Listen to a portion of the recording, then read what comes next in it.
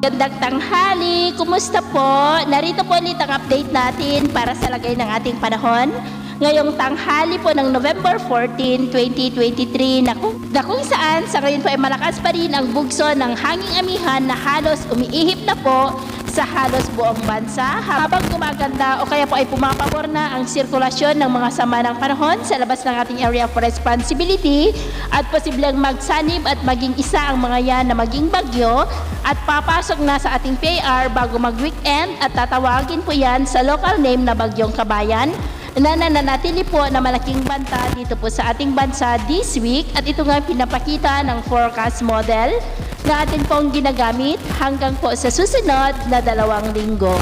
At sa lagay po ng ating panahon, ngayong tanghali ay generally fair weather naman po sa malaking bahagi ng ating bansa.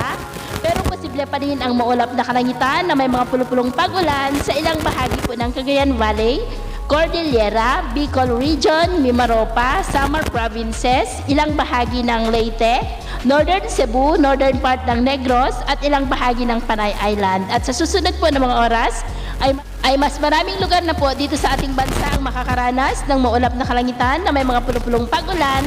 Kaya kung lalabas po tayo sa ating mga tahanan ay ugaliin po natin lagi ang magdala ng kahit anong panangga natin sa init ng araw at protection na rin po sa mga biglaang buhos ng ulan. At sa atin naman pong mga baybayin dahil po sa malakas na bugso ng hanging amihan ay iwasan na po muna natin ang papalaot dito po sa buong seaboard ng Luzon maging po sa may seaboard ng Eastern Visayas dahil ang mga alon po dyan ay posibleng aabot hanggang po sa 2 to 4 meters height. Iwasan na po muna natin ang papalaot sa mga may kulay pula para po mas makaiwas sa mga sakunang pangkaragatan.